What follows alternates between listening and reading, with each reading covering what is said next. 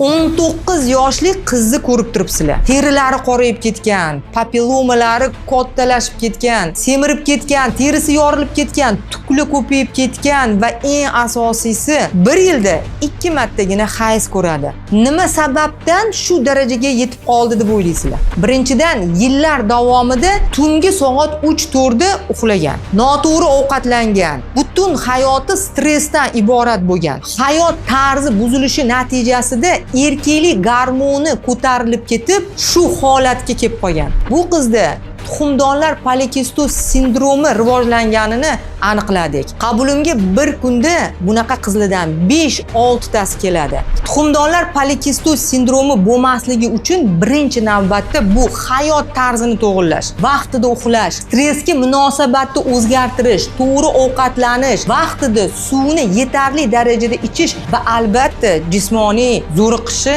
kuchaytirish. Bu qizga davolash choralarini boshladik. Agar sizda ham shunaqa muammolar bo'layotgan bo'lsa, albatta kommentariyaga yozinglar. Biz sizlarga albatta yordam bera olamiz.